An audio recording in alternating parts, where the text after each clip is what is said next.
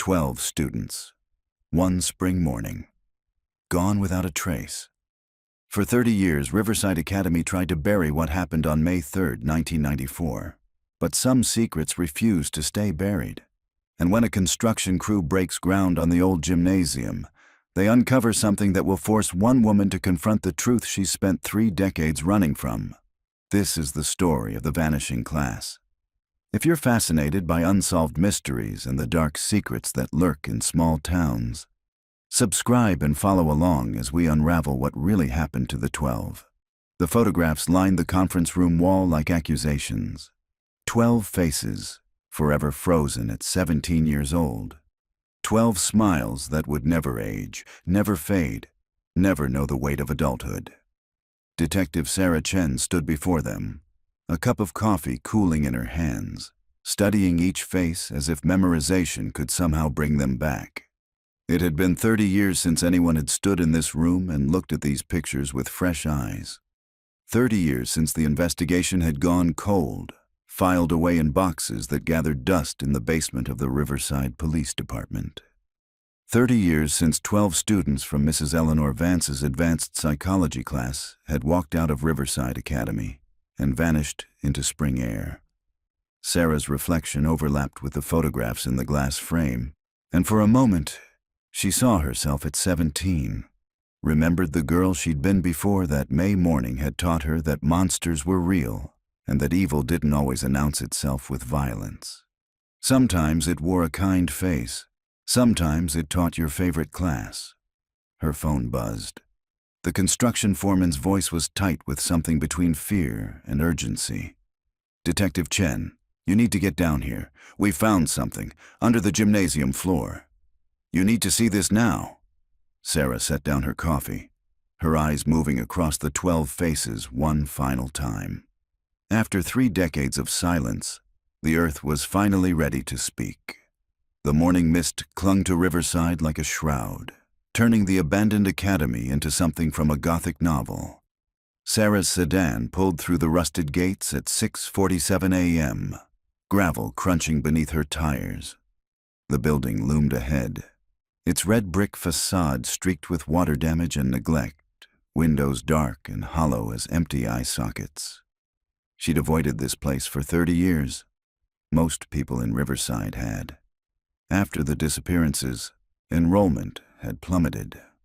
Parents pulled their children out, unwilling to let them walk the same halls where 12 students had last been seen.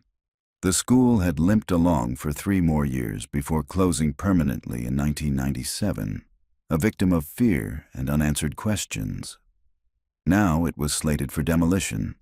A developer from Portland had purchased the property, planning to build luxury condominiums. The construction crew had started work 2 days ago, beginning with the old gymnasium that had been added in the 1980s. Sarah parked near the entrance and climbed out, pulling her jacket tighter against the morning chill. The construction site was silent, heavy machinery sitting idle. She spotted the foreman immediately, a bear of a man in a hard hat and reflective vest, standing near the gymnasium entrance with 2 of his workers. All 3 looked pale. "Detective Chen," the foreman said, relief flooding his features. "Thank God. We stopped work the moment we found it. Haven't touched anything." "Show me," Sarah said, her voice steady despite the acceleration of her heartbeat. They led her through the main building, their footsteps echoing off empty corridors. Sarah's flashlight beam caught glimpses of the past. Abandoned lockers with doors hanging open, faded bulletin boards, a classroom where desks still sat in neat rows, waiting for students who would never return. The walls seemed to remember, seemed to hold their breath. The gymnasium was at the back of the complex, connected by a covered walkway. The foreman had set up work lights inside, harsh white illumination that banished shadows and revealed the space in stark detail. The wooden floor had been partially torn up, planks stacked against the walls, exposing the concrete foundation beneath. But it was the hole in the foundation that made Sarah stop. It was roughly 6 feet wide, edges jagged where the excavator's claw had broken through. The foreman's flashlight beam pointed down into darkness, And Sarah approached slowly, each step measured and deliberate. She'd been a detective for 15 years, had seen her share of crime scenes, but this place, this building, carried the weight of her own history. She knelt at the edge and looked down. The space below was deeper than she'd expected, perhaps 8 feet. The floor of the hidden chamber was dirt, and in that dirt, illuminated by the work lights, were 12 shapes arranged in a perfect circle. Her breath caught. They were backpacks, old and decomposed, but still recognizable. Each one bore the faded maroon and gold colors of Riverside Academy. And in the center of the circle, standing upright as if someone had carefully placed it there, was a classroom chair. "There's more," the foreman said quietly. "On the wall. We didn't go down there, but you can see it from here." Sarah angled her flashlight toward the chamber's far wall. Words had been painted there in what looked like rust-colored paint, though something in her gut told her it wasn't paint at all. The message was simple, written in careful block letters. They stayed for class. Sarah pulled out her phone, her hands steady from years of training, her mind already cataloging what needed to happen next. Crime scene unit, forensic team, medical examiner, and most difficult of all, notification to the families who had spent 30 years wondering. As she made the calls, standing in that gutted gymnasium with 12 backpacks arranged in their eternal circle below, Sarah thought about the girl she'd been in 1994. Thought about sitting in Mrs. Vance's advanced psychology class, fascinated by discussions of human behavior, social contracts, and the thin line between civilization and chaos. Thought about the teacher who had made them all feel special, chosen, understood. She thought about the day she'd been home sick with the flu, the day that saved her life, the day 12 of her classmates had disappeared, and now, 30 years later, she was standing above their graves. The foreman cleared his throat. "Detective, should we leave the site?" Sarah looked up at him, at the 2 workers behind him who couldn't stop staring at the hole. "Yes, everyone out. This is a crime scene now. I need you and your crew to give statements, and no one talks to the press until we know what we're dealing with." As they filed out, Sarah remained alone in the gymnasium, her flashlight beam playing over the circle of backpacks below. Somewhere in this building, or perhaps long gone, was the person responsible. Someone who had arranged 12 students in a circle. Someone who had painted that message. Someone who had sealed them beneath the floor of a gymnasium and let the world wonder for 3 decades. Sarah's phone buzzed with a text from her partner, Detective Marcus Rodriguez. "On my way. The past just called." She typed back a simple response. It didn't call. It screamed. The Riverside Police Department was small, just 12 officers serving a town of 8,000 people. By 8 a.m., every one of them had converged on the academy, along with the county medical examiner and a forensic team borrowed from the state police. The parking lot filled with official vehicles, their lights painting the morning in rotating blues and reds. Sarah stood with Marcus Rodriguez outside the gymnasium, watching as the forensic team prepared to descend into the chamber. Marcus was 10 years her senior, a transplant from Chicago who'd moved to Riverside 5 years ago seeking quieter work. He'd heard about the vanishing class. Everyone in law enforcement in Oregon had, but he'd never expected to work the case. "You were supposed to be in that class," Marcus said quietly. It wasn't a question. In the 5 years they'd been partners, Sarah had never hidden her connection to the case, though she'd never discussed it in detail either. "I had the flu," Sarah replied, her voice flat. "My mother kept me home. The class met during 3rd period that day, Tuesday morning. By lunch, they were gone. And the teacher? Eleanor Vance. She was 41, had been teaching at Riverside for 6 years. Beautiful, charismatic, the kind of teacher students fought to have. She specialized in psychology, said she wanted to help young people understand themselves. Sarah's jaw tightened. "She disappeared with them." Marcus pulled out his notebook, flipping through pages he'd been filling since Sarah's call. I went through the original case files before coming out here. The investigation was massive. FBI got involved, state police, volunteers searched for weeks. They found nothing. Because no one thought to look under the gymnasium floor, Sarah said. The building was only 5 years old then. Why would anyone think to check the foundation? The real question, Marcus said, is how did someone get 12 students and a teacher down there without anyone noticing? Before Sarah could respond, Dr. Patricia Holbrook emerged from the gymnasium. The medical examiner was in her 60s, with steel-gray hair and an expression that rarely changed, regardless of what she was examining. She pulled off her gloves as she approached. Preliminary assessment, Dr. Holbrook said without preamble. The chamber appears to be original to the building's construction. It's too well made to be hastily dug. Someone planned this, incorporated it into the gymnasium's foundation. The backpacks are definitely from the 1990s, consistent with what students would have carried. We'll need to carefully excavate to determine what else is down there. Sarah's stomach turned, but her voice remained steady. Human remains. I can't confirm that until we begin excavation, but detective, that chamber is a tomb. Everything about it suggests it was designed to hold bodies. Dr. Holbrook's expression softened slightly. I understand your connection to this case. If you need to step back. I don't, Sarah interrupted. I owe it to them to see this through. Dr. Holbrook nodded and returned to the gymnasium. Marcus touched Sarah's arm gently. You know the chief is going to pull you from this. Conflict of interest, personal connection, potential trauma. By the book, you shouldn't even be here. The book also says we need someone who knows the case, Sarah countered. I've studied those files for 15 years, Marcus. I know every detail, every interview, every dead end. I know the students. I was friends with most of them. Her phone rang before Marcus could argue. The screen displayed a number she hadn't expected to see. Riverside Academy Survivors Support Group. Sarah answered, her pulse quickening. Detective Chen. The voice belonged to Thomas Brennan, another former student who'd been absent that day.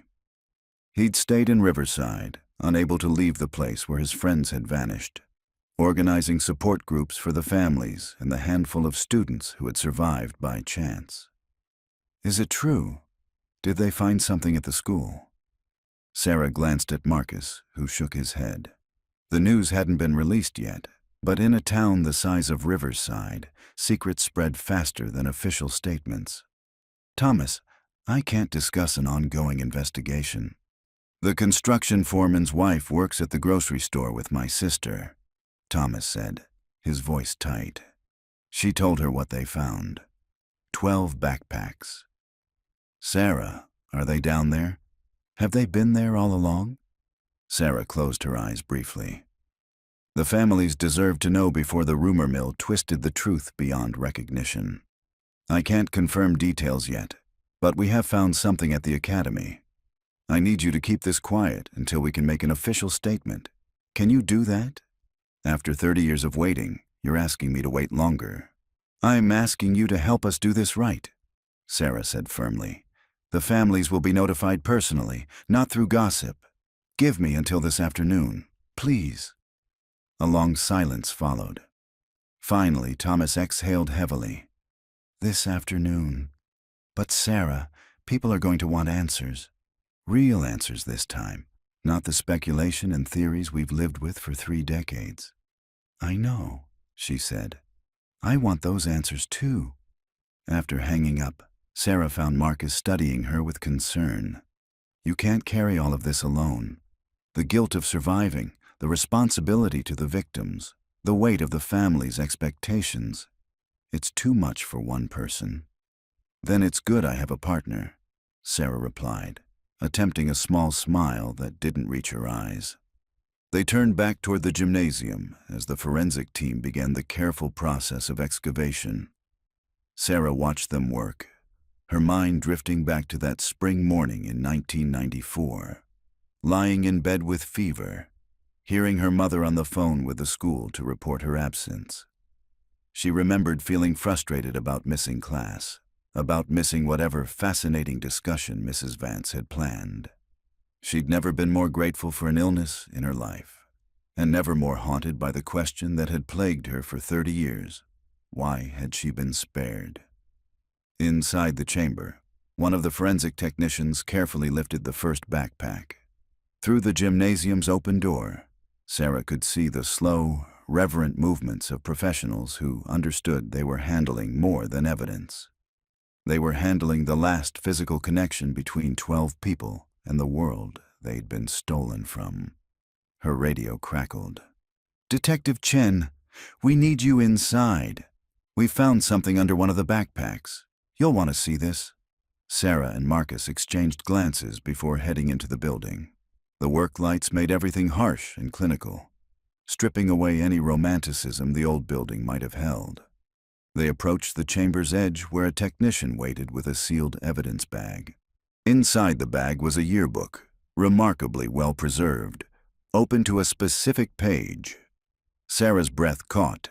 It was the faculty section, and someone had circled Mrs. Vance's photograph in red ink. Beneath the photo, in the same careful block letters as the message on the wall, were written 3 words. She wasn't alone.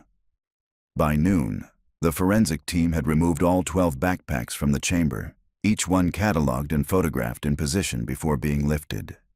Sarah watched from above as they worked, her mind cataloging names to match with each worn bag. Jennifer Martinez's had been purple with butterfly pins. David Kim's had a Nirvana patch sewn onto the front pocket. Rachel Foster's was covered in band stickers from concerts she'd never attend. The excavation paused when they reached the dirt floor. Dr. Holbrook descended into the chamber with 2 assistants, moving with the careful deliberation of someone who understood the ground beneath their feet might hold answers that would shatter families. Sarah's radio remained clipped to her belt, silent except for the occasional status update that told her nothing she wanted to hear. Marcus brought her coffee at 12:30, though neither of them drank it. They stood together in the gymnasium, 2 figures dwarfed by the space and the weight of what was being uncovered. "The chief called," Marcus said. "Press conference scheduled for 3 p.m. He wants to wait until we know what we're dealing with, but the news vans are already gathering at the gates." Sarah nodded, unsurprised. Riverside's population would double today, filled with reporters and curiosity seekers drawn to tragedy like moths to flame. The Vanishing Class had been national news in 1994, had spawned documentaries and podcast episodes, had become one of those mysteries that people love to theorize about from the safety of their living rooms. But for Sarah, it had never been a mystery to solve for entertainment. It had been 12 empty desks, 12 voices that stopped mid-conversation, 12 futures that ended before they began. "Detective Chen," Dr. Holbrook's voice came through the radio. "We've begun finding remains. You should prepare yourself." Sarah descended into the chamber, Marcus following close behind. The work lights had been adjusted to illuminate the entire space, and what they revealed made Sarah's breath catch.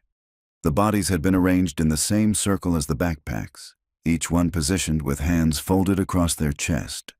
Time and decomposition had reduced them to bones and fragments of clothing, but their placement spoke of care, of ritual, of someone who had arranged them like offerings.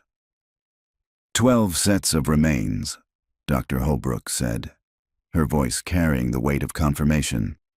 Initial assessment suggests they've been here approximately 30 years, consistent with the timeline. We'll need full analysis to confirm identities, but the positions correspond with where the backpacks were placed. Sarah moved closer to the nearest skeleton, her flashlight revealing scraps of fabric that had once been a denim jacket. She remembered that jacket, remembered Alex Thompson wearing it every day, no matter the weather, convinced it made him look like James Dean. "They didn't die violently," Dr. Holbrook continued. "No obvious trauma to the bones, no signs of struggle. Given the positioning and the sealed chamber, my preliminary assessment is asphyxiation. They were placed here alive, and the chamber was sealed." The words hit Sarah like a physical blow. Alive, They'd been down here in the darkness, in this concrete tomb, knowing they were going to die. She thought of Jennifer's claustrophobia, of how she'd refused to take the elevator even one floor because enclosed spaces made her panic. She thought of David's asthma, of the inhaler he'd always carried. She thought of Rachel's fear of the dark that she'd tried so hard to hide. "How long?" Sarah asked, her voice barely audible. "How long would they have survived?" Dr. Holbrook's expression was grim. "In a sealed space this size, with 12 people? Hours. Maybe a day if the seal wasn't perfect. They would have known what was happening, would have felt themselves suffocating." Marcus put a hand on Sarah's shoulder, steadying her. Around them, the forensic team continued their careful work, documenting each position, each fragment of clothing, each piece of evidence that would help build a picture of that final day. Sarah's radio crackled again. "Detective Chen, we have a situation at the gate. Thomas Brennan is here with about 20 people from the support group. They're demanding information." She climbed out of the chamber, grateful for the excuse to leave that space of death, even temporarily. Outside, the morning mist had burned away to reveal a clear spring day, the kind of day that had no right to be beautiful given what lay beneath the gymnasium floor. The crowd at the gates had grown. News vans lined the street, cameras pointed at the academy like weapons. In the center of it all stood Thomas Brennan, now 57 years old, but still carrying the haunted look of a 17-year-old who'd lost his entire friend group in a single morning. Beside him were others Sarah recognized, students who'd been absent that day, siblings of the vanished, parents who'd aged 3 decades while their children remained forever 17. Sarah approached slowly, aware that every camera was now focused on her. Thomas saw her first, his face a mixture of hope and dread. "Sarah," he said, his voice cracking. "Tell us, are they there? Are they really there?" The crowd fell silent. Sarah could feel the weight of 30 years pressing down on this moment, could see in Thomas's eyes the same question she'd asked herself countless times. Why them and not us? "We've found remains," Sarah said, loud enough for everyone to hear but speaking directly to Thomas. 12 sets of remains in a chamber beneath the gymnasium. We're in the early stages of the investigation, but initial findings are consistent with the timeline of the disappearances. A woman in the crowd, Martha Kim, David's mother, let out a sound that was part sob, part wail. Her husband caught her as her legs gave way. Around them, others began to cry, to embrace, to sink under the weight of confirmation that their children were never coming home. "Who did this?" Thomas demanded, tears streaming down his face. "Was it Mrs. Vance? Did she kill them?" "We're still investigating," Sarah replied, "but there's evidence suggesting she may not have acted alone. We're pursuing all leads." 30 years, Martha Kim said, her voice breaking. 30 years we waited. 30 years we hoped maybe they were alive somewhere. Maybe they'd been taken but were living. And they were here. They were here all along. Sarah had no words of comfort to offer because there was no comfort in this truth. The bodies beneath the gymnasium didn't bring closure. They brought confirmation of the nightmare that everyone had feared. 12 teenagers, sealed in darkness, left to die while the school above them continued with classes and assemblies and normal life. As the crowd struggled with the news, Sarah noticed a figure standing apart from the others, partially hidden behind one of the news vans. An older woman with silver hair, wearing sunglasses despite the overcast sky. Something about her posture, the way she held herself, triggered a memory Sarah couldn't quite grasp. The woman turned and walked away quickly, disappearing around the corner before Sarah could get a better look. She made a mental note to review the news footage later, to see if the cameras had captured that face. Back at the gymnasium, the excavation continued. The forensic team had found something else, carefully buried beneath where the central chair had stood. It was a lockbox, small and metal, sealed with a combination lock that had rusted but remained intact. Marcos held it up for Sarah to see through the evidence bag. No telling what's inside until we get it open, but someone wanted it preserved. Sarah studied the box, her detective's instinct telling her that whatever it contained would be crucial. Someone had gone to great lengths to hide it in the center of that circle of death. Someone who wanted their message found, but only after enough time had passed. The question was, would that message explain why 12 students had to die, or would it simply deepen the horror of what had been done to them? The press conference at 3 p.m. was chaos barely contained. Chief Raymond Porter stood at the podium, his weathered face betraying none of the emotion Sarah knew he felt. He'd been a patrol officer in 1994, had been one of the first responders when the students were reported missing.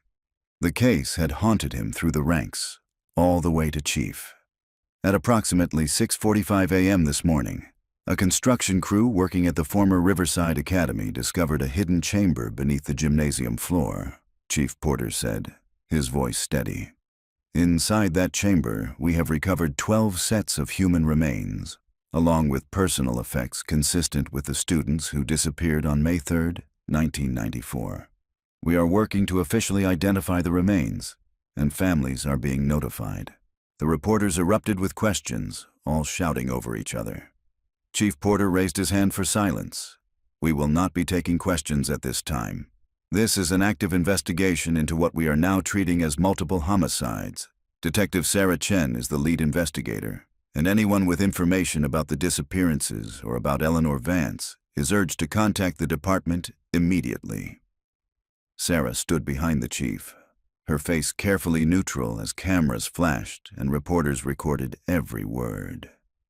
She knew what they'd write. Survivor returns to solve case that nearly claimed her. The narrative was too neat, too compelling for them to resist. But Sarah wasn't looking for narrative. She was looking for truth. After the press conference, she and Marcus retreated to the department's small conference room, now transformed into a command center. The walls were covered with photographs, timelines, maps, and reports from the original investigation. In the center of the main board were the 12 yearbook photos, each face smiling, unaware that their senior year would never come. The lockbox is with the lab, Marcus said, reviewing his notes. They're working on opening it without damaging the contents. Should have results by tomorrow morning. Sarah nodded, her attention focused on a different piece of evidence spread across the conference table. It was the yearbook they'd found, open to Mrs. Vance's photo. Sarah had spent the last hour studying every page, looking for anything that might explain those 3 words. She wasn't alone. Eleanor Vance stared up from the page, her smile professional but warm, her dark hair pulled back in a style that had been fashionable in the early 90s. The photo revealed nothing sinister, nothing that hinted at the horror she'd orchestrated. That was the thing about evil, Sarah thought. It didn't always look monstrous. Sometimes it looked like a beloved teacher. I went through the original interviews with faculty and staff, Marcus said, pulling up files on his laptop. No one reported seeing anything unusual that morning. Mrs. Vance's class was scheduled for 3rd period, 9:30 to 10:45. According to the schedule, they were supposed to be conducting a group project on social psychology experiments. The Stanford prison experiment, Sarah said quietly. She'd been teaching us about it for weeks, about how ordinary people could be led to do terrible things under the right circumstances, about obedience to authority, about the power of social roles. Marcus looked up sharply. You remember the lesson plan? I remember everything about that class, Sarah replied. She made psychology come alive, made us question everything we thought we knew about human nature. We all loved her. The words tasted bitter. We trusted her completely. A knock on the door interrupted them. Officer Jennifer Walsh, the department's youngest detective, entered with a laptop. I've been going through Mrs. Vance's background, cross-referencing with the original investigation. There's something the first investigators missed, or maybe didn't think was relevant. She set the laptop on the table, turning it so Sarah and Marcus could see the screen. It displayed an old newspaper article from 1988, 6 years before the disappearances. Eleanor Vance taught at a private school in California before coming to Riverside, Jennifer explained. San Marcos Academy.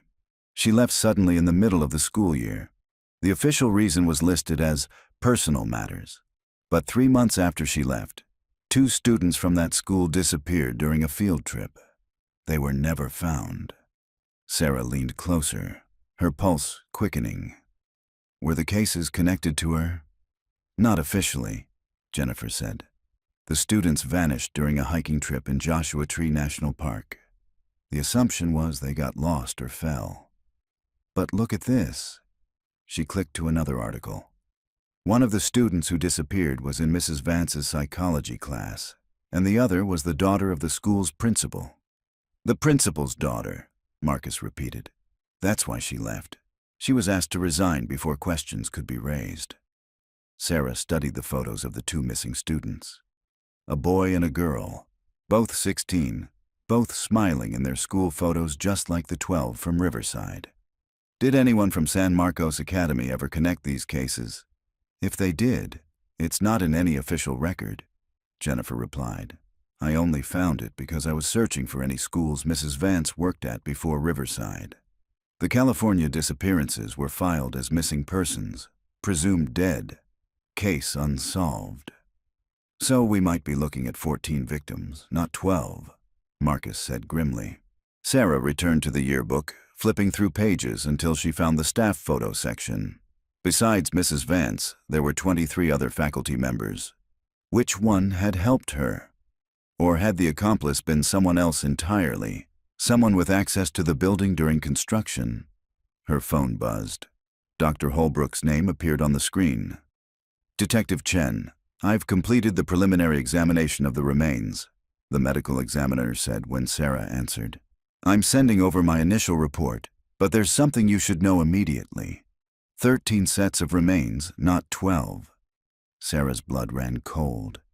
13? We found an additional skeleton beneath the others, deeper in the chamber. Adult female, approximately 40 years old at time of death. I believe we've found Eleanor Vance. The room seemed to tilt. Sarah gripped the edge of the table, her mind racing. If Mrs. Vance was dead in that chamber with the students, then who had sealed them in? Who had painted that message on the wall? She wasn't alone, Marcus said, echoing Sarah's thoughts. Because whoever helped her finish the job, killed the students and then killed her. Sarah pulled up the crime scene photos on her tablet, zooming in on the message painted on the chamber wall. The lettering was precise, methodical, the work of someone who'd taken their time, someone who'd wanted to be sure the message survived. We need to find out who had access to that gymnasium during construction, Sarah said. Contractors, architects, school board members, anyone who could have known about that chamber or had the ability to create it. Jennifer was already typing. The gymnasium was completed in 1989, 5 years before the disappearances. I'll pull construction permits and contractor records. As Jennifer worked, Sarah walked to the window overlooking Main Street. Riverside looked peaceful in the afternoon light. A quintessential small town with tree-lined streets and local shops. But beneath that peaceful surface, something rotten had been festering for 30 years. Her reflection in the window overlapped with the street scene, and Sarah thought about the woman she'd glimpsed at the gate earlier. Something about that figure nagged at her, a memory just out of reach. She'd been at the academy that day in 1994, Sarah was certain. But in what capacity? Marcus joined her at the window. You're thinking about the accomplice. I'm thinking about how someone could orchestrate this level of planning, Sarah replied. Building a hidden chamber, luring 13 people into it, sealing them inside, and then walking away. That takes incredible nerve and an absolute lack of empathy. A sociopath, Marcus suggested. Or someone who believed they were doing something necessary, Sarah countered. Mrs. Vance taught psychology. She understood manipulation, understood how to make people believe in a cause. What if she convinced someone that this was an experiment, a demonstration of some psychological principle? An experiment that required 12 students to die? Sarah turned from the window, her expression grim. The Stanford prison experiment was shut down after 6 days because the participants started exhibiting genuine sadistic behavior. The Milgram experiment showed that ordinary people would administer what they believed were lethal electric shocks if an authority figure told them to. Mrs. Vance was fascinated by how easily humans could be led to commit atrocities. "You think she was running an experiment," Marcus said slowly, understanding dawning. "Using real subjects, real deaths." "I think she found someone who was willing to participate," Sarah replied. "Someone who shared her fascination with the darker aspects of human nature. Someone who's been free for 30 years. Jennifer looked up from her laptop, her face pale. "I've got the construction records. The general contractor was Morrison & Sons, but they hired several subcontractors for specialized work. The foundation and underground work was done by a company called Westfield Construction. They dissolved in 1995, a year after the disappearances." "Convenient," Marcus muttered. "But here's the interesting part," Jennifer continued. "Westfield Construction was owned by a man named Richard Westfield. He had a daughter who was a student at Riverside Academy in 1994. She paused, letting that sink in. "Her name was Catherine Westfield. She was in Mrs. Vance's advanced psychology class." Sarah felt ice form in her stomach. "Was she one of the 12 who disappeared?" Jennifer shook her head. "No. According to the records, Catherine Westfield was at school that day, but she wasn't in class during 3rd period. She was in the nurse's office with a migraine." Another survivor, Sarah thought. Another student who'd been spared by chance. Or had it been chance? "Where is she now?" Sarah asked. Jennifer typed rapidly, then frowned. "That's the problem. Catherine Westfield seems to have disappeared from all records after 1995. No driver's license renewals, no tax records, no social media presence. It's like she ceased to exist." Sarah and Marcus exchanged glances. A student who'd missed class that day, whose father had built the gymnasium and had access to create a hidden chamber, who'd vanished from all records shortly after the case went cold. "Find her," Sarah said. "Pull everything, school records, yearbooks, interviews from 1994. Talk to anyone who knew her, and get me Richard Westfield's current address. I want to know what he knows about his daughter." As Jennifer left to begin the search, Sarah returned to the conference board, her eyes moving across the 12 faces. 13, if you counted Mrs. Vance. 14, if the California students were connected. And possibly 15 or more if Catherine Westfield had continued what her teacher had started. The question wasn't just who had helped Eleanor Vance anymore. The question was whether the horror had ended in 1994, or whether it had simply gone underground, waiting for the right moment to resurface. Outside, the sun was setting, painting Riverside in shades of orange and red. Sarah watched the light fade and thought about darkness, about the kind that existed in hidden chambers and human hearts. Somewhere in this town, someone knew the truth.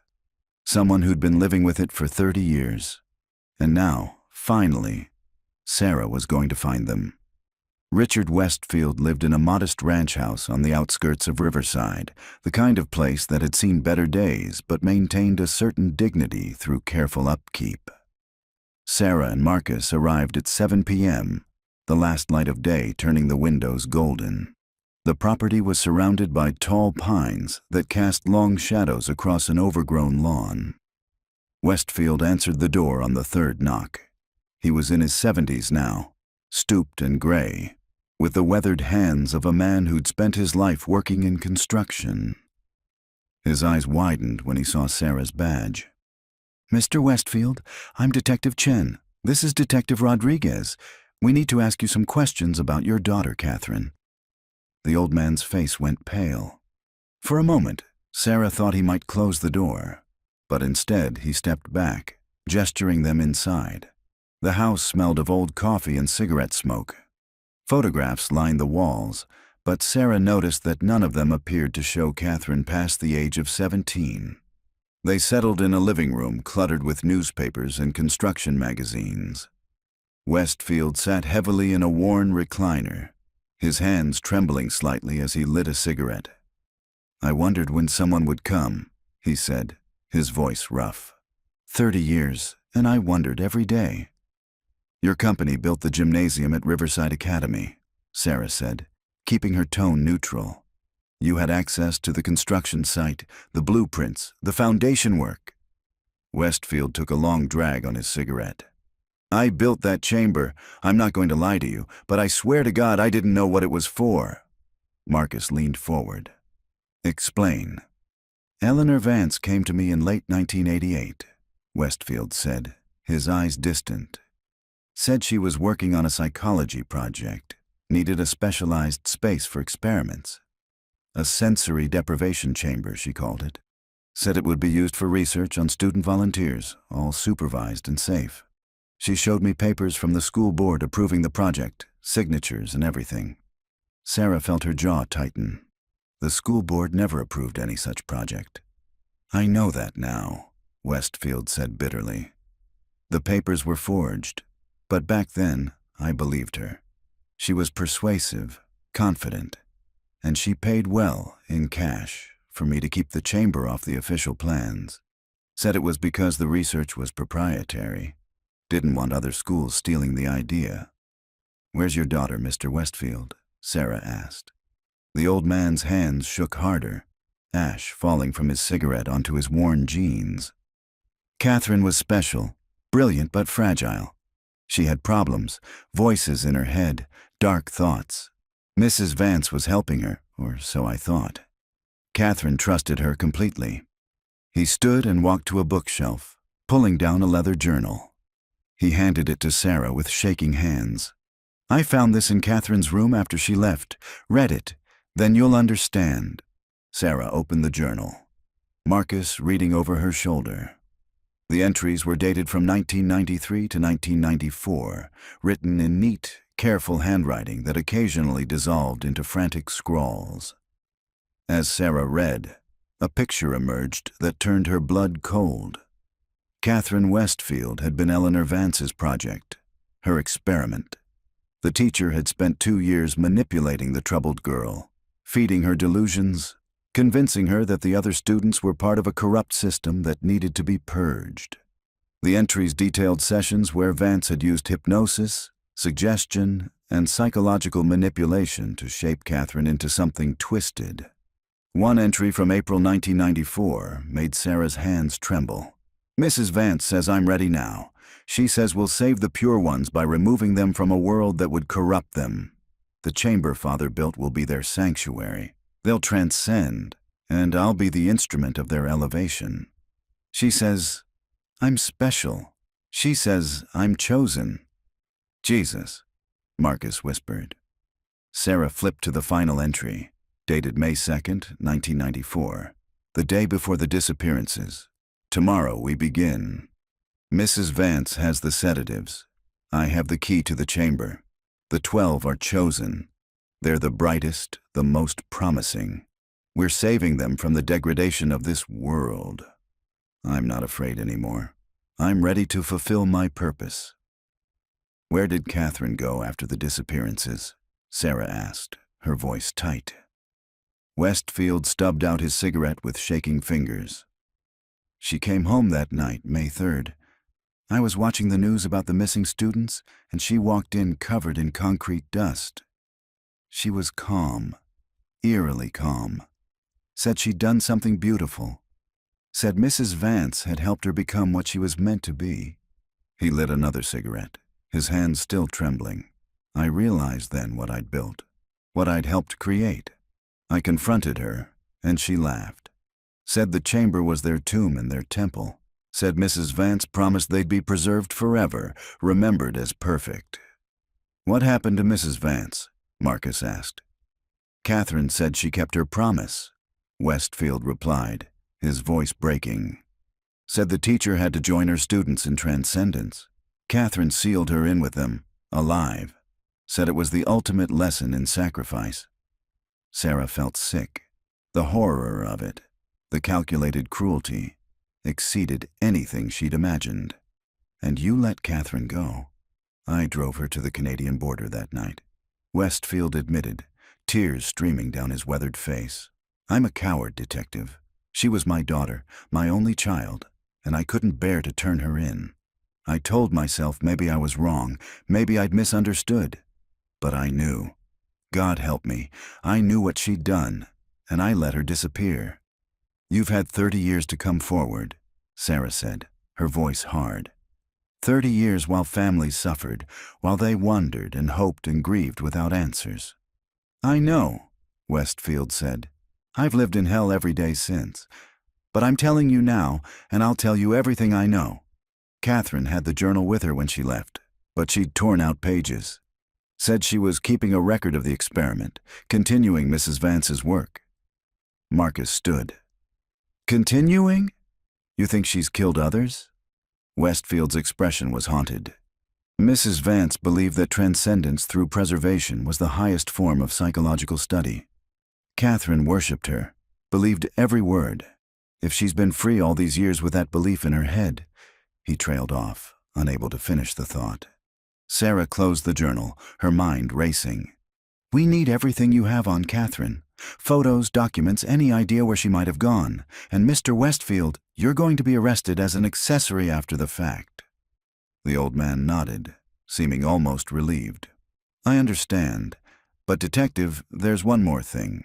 Catherine called me once, about 5 years ago. She was working at a school, she said, helping troubled students, just like Mrs. Vance had helped her. She wouldn't tell me where, but I heard children in the background. Young voices.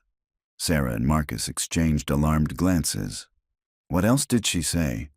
She said she'd found new subjects, Westfield whispered. Said the work was continuing. Then she hung up, and I never heard from her again. As Marcus called for backup and began processing the scene, Sarah stepped outside into the cool evening air. She pulled out her phone and called Jennifer Walsh. I need you to search for any missing student cases in the past 5 years, anywhere in North America, Sarah said. Multiple students disappearing from the same school. Cross-reference with any teachers who left positions suddenly or schools that closed unexpectedly. You think she's still active? Jennifer asked. I think we've only found one experiment, Sarah replied, looking back at Westfield's house.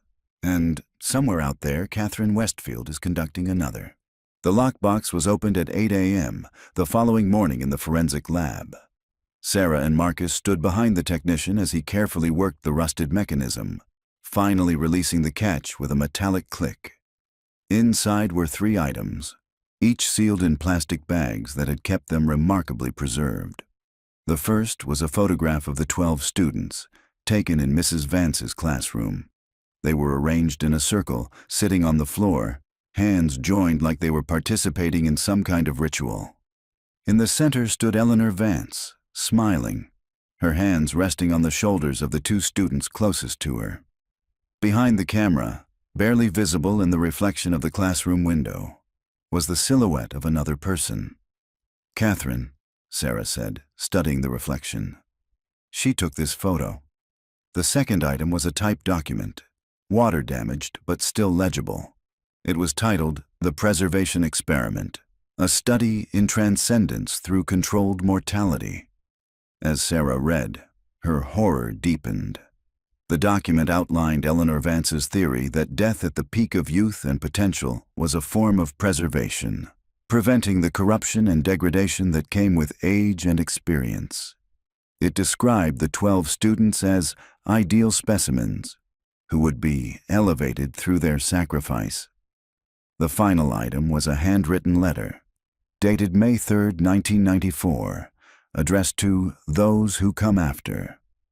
Sarah read it aloud, her voice steady despite the revulsion she felt.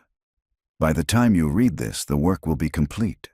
12 souls preserved at the height of their beauty and promise, sealed away from the corrupting influence of time and experience. They did not suffer. The sedatives ensured they simply fell asleep, and when they woke in the chamber, they had perhaps an hour of consciousness before the air ran out. Some may call this murder. I call it preservation. I call it transcendence. My student Catherine understands. She will carry on this work when I'm gone, for I too must transcend. The experiment requires my participation, my sacrifice alongside my subjects. Only then will the lesson be complete, that the teacher who asks for sacrifice must be willing to give it as well. To the families, your children are perfect now, forever. They will never know heartbreak, betrayal, failure, or the slow degradation of aging. They are crystallized at their most beautiful moment. In time, you will understand the gift we've given them. To my fellow researchers, study this, learn from it. Understand that true psychology requires pushing beyond the ethical boundaries that limit our understanding of human nature.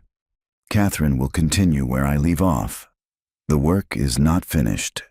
Eleanor Vance, Ph.D., May 3, 1994. Silence filled the lab when Sarah finished reading. The technician looked ill. Marcus leaned against the counter, his face gray. She was completely insane, Marcus said finally. No, Sarah replied, setting down the letter with careful hands. She was something worse. She was lucid, intelligent, and absolutely convinced of her own righteousness, and she created Catherine in her image. Her phone rang. Jennifer's name flashed on the screen. "I found something," Jennifer said without preamble. 3 schools in the past 5 years had multiple student disappearances.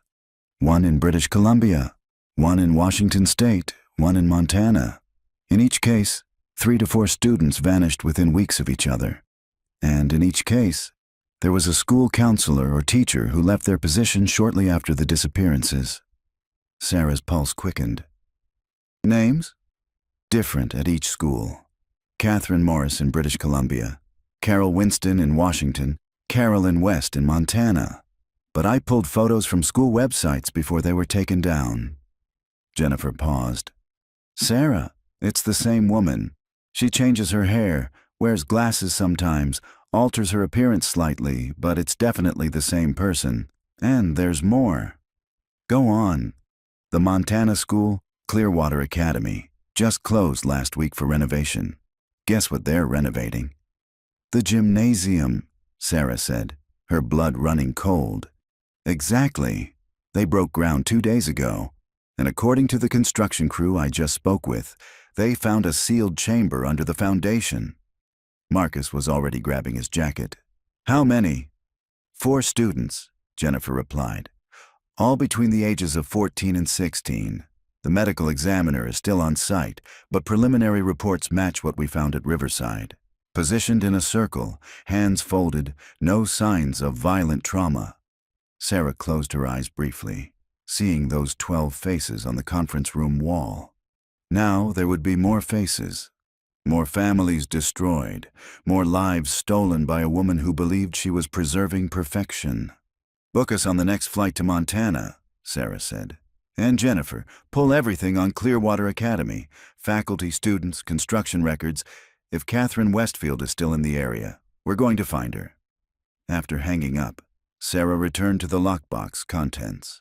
Something about the photograph bothered her, something beyond the horror of seeing the 12 students arranged in that circle. She pulled out a magnifying glass and studied the image more closely. There, in the background, half hidden by a filing cabinet, was a date stamp from the camera. But it wasn't from May 3, 1994. It was from May 1st, 2 days before the disappearances, which meant this photo had been staged, that the students had been positioned in this circle as some kind of rehearsal or preparation. They knew, Sarah whispered. At least some of them knew what was coming. Marcus looked over her shoulder. You think Vance told them? I think she convinced them, Sarah replied. The document talks about willing subjects, about transcendence. What if she'd spent months grooming them, preparing them psychologically to accept their own deaths as some kind of privilege? She thought back to her own time in that class, remembered how charismatic Vance had been, how she'd made each student feel special and understood. If the teacher had isolated certain students, given them extra attention, convinced them they were chosen for something extraordinary. It's not just murder, Sarah said. It's a form of mass suicide orchestrated by someone they trusted, and Catherine learned how to replicate it. Her phone buzzed with a text from Jennifer. Flight booked. Departs in 3 hours. Montana State Police are waiting for you at Clearwater Academy. Sarah gathered the evidence, her movements mechanical. Somewhere in Montana, Catherine Westfield was either long gone or still nearby, watching to see if her latest experiment would be discovered. After 30 years of freedom, after multiple successful repetitions of her teacher's horror, did she feel invincible? Or was she waiting to be caught, wanting someone to finally understand the work she'd been doing? As Sarah and Marcus drove to the airport, she thought about the woman she'd glimpsed at the Riverside Academy gates. The silver hair, the sunglasses, the way she'd stood apart from the others. Catherine would be 47 now, old enough to have gray hair, bold enough to return to the scene of her first experiment, to see what had been uncovered after 3 decades. She was there, Sarah said suddenly. Yesterday morning at the gates, I saw her. Marcus glanced over. Are you sure? No, Sarah admitted. But I think she came back to see, to watch us discover what she'd created. She's proud of it, Marcus. Proud of the work. They drove in silence for a while, both processing the magnitude of what they were dealing with. A serial killer who didn't see herself as a killer at all, but as a preservationist. A woman who'd spent 30 years perfecting her teacher's methodology, leaving sealed chambers and dead children in her wake. How many do you think there are? Marcus asked quietly. Total victims. Sarah did the math in her head. 13 at Riverside, 2 in California before that possibly. 4 at each of the 3 schools Jennifer identified, that's 12 more. We're looking at a minimum of 27 victims, likely more if there are experiments we haven't discovered yet. All teenagers, Marcus said. All at their peak, as Vance would say. All preserved before they could experience real life. Sarah's phone rang again. This time, it was Chief Porter. Chen, I just got a call from a reporter at the Portland Tribune, the chief said. They received a letter this morning, postmarked from Clearwater, Montana. It's addressed to you. What does it say? I'm reading it now, Chief Porter replied. Dear Detective Chen, you survived the first experiment by chance. I've always wondered if you understood the gift you were given. Now you're investigating my subsequent work. I want you to know that each experiment has been perfect, just as Mrs. Vance taught me. The subjects transcend willingly once they understand the beauty of preservation. You could have been transcendent too. Perhaps there's still time. The work continues. C.W. Sarah felt ice form in her stomach. Catherine wasn't just aware they were investigating, she was reaching out, making contact. She's escalating. That's what concerns me, Chief Porter said. This letter is a taunt, but it's also an invitation. She wants you involved, specifically you. Be careful, Chen. This woman has been successful for 30 years because she's patient and intelligent. Don't let her manipulate you. After hanging up, Sarah stared out the window as the Oregon landscape passed by. Catherine Westfield had spent 3 decades perfecting her mentor's vision, creating sealed tombs and filling them with young lives cut short. And now, she'd made this personal. The question was why? Why reach out now? Why invite investigation after years of successful concealment? As they approached the airport, Sarah realized the answer. Catherine was ready for her own transcendence. She'd completed enough experiments, preserved enough perfect specimens. Now she wanted recognition, wanted someone to understand the magnitude of her work. And she'd chosen Sarah, the one who got away, to be her audience. Clearwater Academy sat in a valley surrounded by pine forests, isolated and beautiful in the way that made Sarah's skin crawl. The school was smaller than Riverside, serving perhaps 300 students from the surrounding rural communities. Now it was empty, evacuated after the discovery beneath the gymnasium floor. Montana State Police had secured the scene, but Sarah could feel the difference the moment she arrived. This wasn't a 30-year-old cold case. This was fresh, the bodies still being processed, the horror still raw. The local medical examiner met them at the entrance, a middle-aged woman named Dr. Patricia Simmons, who looked like she hadn't slept in days. 4 victims, Dr. Simmons said without preamble. Ages 14 to 17. Same positioning as what you described from Oregon. Sealed chamber, no signs of violent trauma. Death by asphyxiation. But there's something different here. She led them through the school to the gymnasium. The chamber had been fully excavated, revealing a space nearly identical to the one at Riverside. But Dr. Simmons was right. There was something different. In the center of the circle, where Eleanor Vance's chair had stood in the original experiment, was a small table. On it sat a laptop, sealed in protective plastic. It still has battery power, Dr. Simmons said. There's a solar panel system built into the chamber's ceiling, hidden behind false concrete. Someone designed this to last. Sarah stared at the laptop, understanding flooding through her. She's been documenting everything, the entire experiment. Marcus carefully descended into the chamber, photographing everything before the forensic team opened the laptop's protective covering. When they finally powered it on, a password prompt appeared. Below it, a message in the same neat handwriting from Catherine's journal. For Detective Chen. Password: Transcendence. Sarah's hands were steady as she typed, though her pulse hammered in her throat.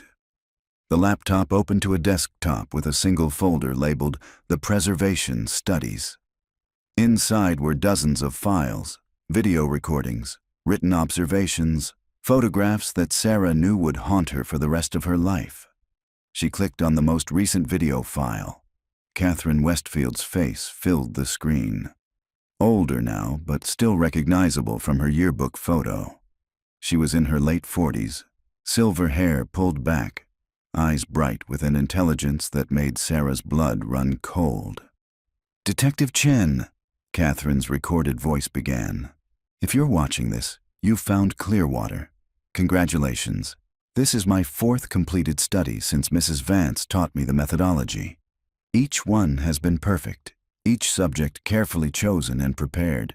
They understood what they were participating in. They wanted transcendence." The video cut to footage of 4 teenagers sitting in a classroom, engaged in what appeared to be a normal counseling session. But as Sarah watched, she saw the manipulation, saw how Catherine used the same techniques Vance had pioneered, isolating vulnerable students, making them feel special, chosen. "You were supposed to be part of the original study," Catherine continued. "Mrs. Vance was disappointed when you were absent that day. She said you had the perfect combination of intelligence and emotional vulnerability. You would have been beautiful in transcendence." The video showed the 4 Clearwater students being led into the chamber, docile from sedatives, arranged in their circle. Sarah forced herself to watch, to bear witness to what these children had endured. "I'm ready for my own transcendence now," Catherine said, the camera back on her face. "Mrs. Vance taught me that the ultimate study requires the researcher to become the subject. I've prepared my final experiment. You'll find me where it all began, Detective. Come alone if you want to understand. Come alone if you want to save the next 12. The video ended. Sarah stood frozen, Catherine's words echoing in her mind. Where it all began. Riverside Academy. Marcus was already on the phone with Chief Porter. "We need units at Riverside Academy immediately." "Chen, you're not going back there alone." But Sarah was already moving, her mind racing. Catherine had returned to Riverside, to the site of her first experiment. And she'd said the next 12, which meant she had new subjects, new students she'd groomed and prepared.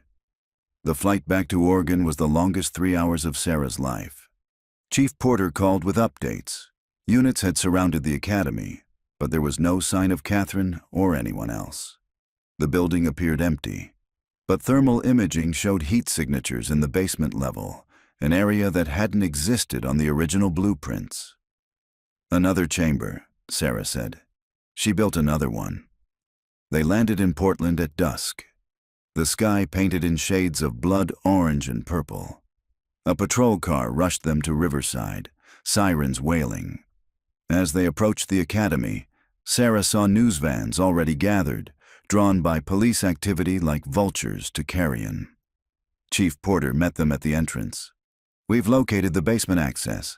It's behind a false wall in the old boiler room. The thermal imaging shows 13 signatures, 12 small and 1 larger, all stationary." "She sedated them," Sarah said, her voice tight. "Just like before. How long have they been down there?" "We don't know," Chief Porter replied. "But Chen, there's something else. We found a note addressed to you on the gymnasium floor. She knew you'd come back." The note was written on academy letterhead, as if Catherine was a legitimate member of the faculty. "Detective Chen, below us are 12 new students ready for transcendence. They've been prepared for 6 months, carefully chosen, psychologically conditioned to understand the beauty of preservation. In 30 minutes, the chamber will seal automatically. The air will last approximately 6 hours. You can save them, but only if you come down alone. Only if you're willing to understand what Mrs. Vance tried to teach us all those years ago. The door is open. The choice is yours. Will you finally accept transcendence, or will you let 12 more perfect specimens be preserved?" The work continues. Catherine Westfield. Sarah checked her watch. Based on the note's timestamp, they had less than 10 minutes before the chamber sealed. "I'm going down," she said, unholstering her weapon. "Not alone," Marcus insisted. "That's what she wants. This whole thing is designed to manipulate you." "Those are children down there," Sarah replied. 12 kids who think they're participating in some kind of spiritual awakening. If we send in a tactical team, Catherine might trigger the seal early. She's given me a window. I have to take it." Chief Porter's expression was grim, but he nodded. "You'll be wired. First sign of trouble, we're coming in. And Chen, don't let her get in your head. Whatever she says, remember she's a serial killer who's murdered at least 27 people." Sarah descended into the basement, her weapon drawn, flashlight cutting through the darkness. The boiler room was exactly as she remembered it. Pipes and machinery covered in 3 decades of dust. But the false wall Chief Porter mentioned was new. A section of concrete that looked seamlessly integrated but swung open at her touch. Beyond was a staircase leading down into darkness. Sarah descended slowly, her radio crackling with Marcus's voice providing updates on her position. The stairs opened into a chamber identical to the one beneath the gymnasium, but this one was pristine, newly constructed, equipped with the same solar panel system they'd found in Montana. 12 teenagers lay in a circle on the floor, their breathing slow and steady from sedatives. They were dressed in white, hands folded across their chests, arranged like offerings. In the center stood Catherine Westfield, no longer the woman from the video, but somehow more substantial in person. She held a remote control in one hand, her finger hovering over a button.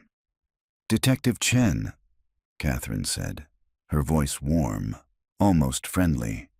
"You came. I knew you would. The ones who survive always carry the weight of wondering why." Sarah kept her weapon trained on Catherine. "Step away from the remote. You're under arrest for multiple counts of murder." Catherine smiled, the expression eerily reminiscent of Eleanor Vance's yearbook photo.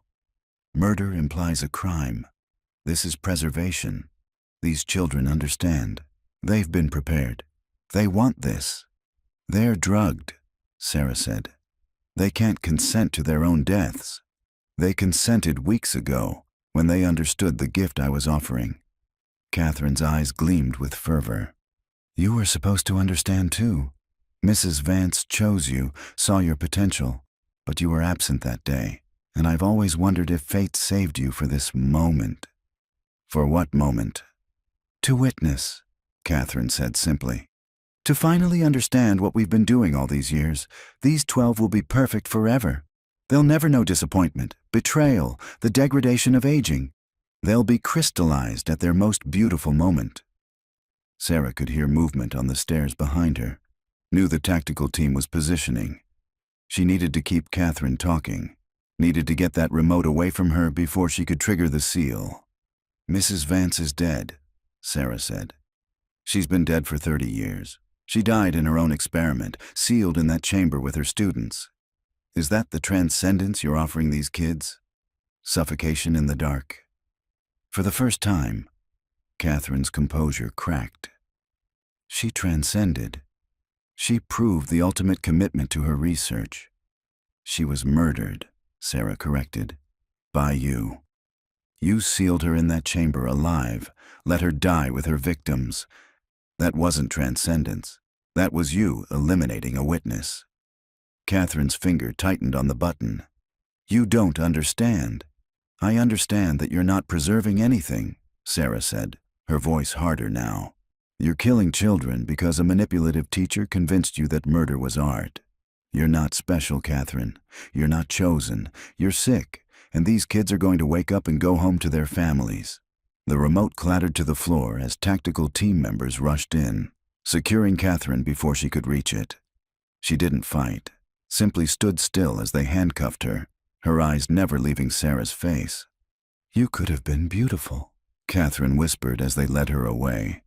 "You could have been perfect." Paramedics rushed in, beginning the process of reviving the 12 sedated students.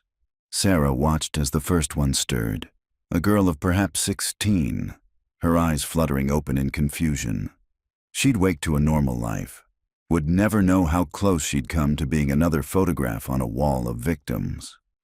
As they brought the students out one by one, reuniting them with frantic parents who'd been told their children were on a special retreat, Sarah stood in that chamber and thought about the ones who hadn't been saved. The 13 at Riverside, the 4 at Clearwater, the others they'd find as they went through Catherine's files. Marcus appeared at her side. "You did it. You saved them. But I couldn't save the others," Sarah replied quietly. 27 people died while Catherine perfected her methodology. 27 families destroyed. "You stopped her," Marcus said firmly. "That counts for something." Sarah looked around the chamber, at the circle that would have become a tomb, at the elaborate system designed to preserve bodies for discovery years or decades later. Catherine had spent 30 years replicating her teacher's horror, convinced she was creating something beautiful. And she'd almost succeeded again. 6 months after Catherine Westfield's arrest, Sarah stood in the cemetery where the 12 victims from Riverside Academy had finally been laid to rest. The funeral had been delayed for months while families made arrangements, while the media circus died down, while the town of Riverside tried to process 3 decades of grief compressed into a few terrible weeks. The headstones were simple, arranged in a line rather than a circle. Each bore a name, a birth date, and the same death date. May 3rd, 1994. Sarah had attended each funeral, had looked into the eyes of parents who'd aged 30 years while their children remained forever 17. Martha Kim had thanked her for finding answers, even though those answers brought no comfort. Thomas Brennan had broken down at Alex Thompson's funeral, finally able to grieve properly after 3 decades of uncertainty. And Eleanor Vance's elderly mother had wept, apologizing for the monster her daughter had become, though everyone assured her she bore no responsibility for her daughter's actions. Catherine Westfield had been declared competent to stand trial, though her defense team argued for insanity. Sarah had testified, describing the meticulous planning, the years of successful concealment, the psychological manipulation that showed clear understanding of right and wrong, even if Catherine herself believed she was doing something beautiful. The jury had deliberated for less than 4 hours before convicting her on 27 counts of first-degree murder. She'd been sentenced to life without parole, sent to a maximum security facility where she would spend the rest of her days in a cell rather than a chamber. During her final statement, Catherine had looked directly at Sarah and said, "The work was important. Someday someone will understand." But her eyes had been empty, the fervor finally gutted by the reality of what she'd done. Sarah's phone buzzed with a text from Marcus. He'd been promoted to lead detective, taking over the cases Sarah had left when she'd requested a transfer. She was moving to the Portland field office, needed distance from Riverside and the memories that saturated every street corner. Found something in the evidence files. Marcus's text read. Catherine's laptop had encrypted files we couldn't access until now. There may be more experiments we haven't discovered yet. Can you consult? Sarah stared at the message, then at the 12 headstones before her. The work wasn't finished. It might never be finished. Catherine's files would reveal more victims, more chambers, more families who deserved to know what had happened to their children. She typed back a simple response. Send me the files. Because that was what she did now. She found the lost ones. She brought them home, even if home was a grave rather than a living room. She gave families answers, even when those answers shattered them. The sun was setting over the cemetery, painting the headstones in golden light. Sarah thought about the girl she'd been at 17, lying in bed with the flu, frustrated about missing class. She thought about the alternate timeline where she'd been healthy that day, where she'd sat in that circle of students, where she'd been sealed in darkness with her friends. Survivor's guilt was a constant companion, but so was purpose. She couldn't save the ones who'd been taken, but she could make sure their deaths meant something, that the horror inflicted on them led to preventing future horrors. Her phone buzzed again. This time it was from Jennifer Walsh, who'd transferred to the FBI's serial crimes unit based on her work on the Westfield case. 3 missing students from a boarding school in Alberta. Similar timeline, similar circumstances. School counselor left position 2 weeks ago. Might be nothing, but... Sarah looked at the 12 graves one last time, then turned toward her car. Might be nothing meant it was probably something. Another chamber, another experiment, another group of children stolen by someone who'd learned from Catherine's methodology or Eleanor Vance's teachings. The work continued, but now Sarah was hunting the hunters. She was finding the chambers before they became tombs, pulling students out of darkness before they could be preserved in it. As she drove away from the cemetery, the rearview mirror reflected the 12 headstones growing smaller in the distance. She'd carry their faces with her always, along with the faces of the 4 from Clearwater, and however many more they'd find in Catherine's files. The vanishing class had been found. But somewhere, someone else might be choosing their own 12 students, building their own chamber, convinced they were creating something beautiful from horror. And Sarah would find them too. She'd find them all, no matter how long it took. The graves behind her held 12 bodies, but they also held a promise. The promise that no child would vanish into darkness without someone searching for them. Without someone who remembered they were more than specimens in an experiment. They were Jennifer, David, Rachel, Alex, and 8 others whose names Sarah recited like a prayer. They were the ones who deserved to grow old, to make mistakes, to experience life in all its messy, imperfect beauty. They were the ones who'd been stolen by someone who thought perfection meant preservation. But Sarah knew better. Perfection was in the living, not the dead. In the continuing, not the crystallized. In the 12 students she'd pulled from Catherine's final chamber, who would wake up tomorrow and be beautifully, perfectly imperfect. And that was transcendence enough.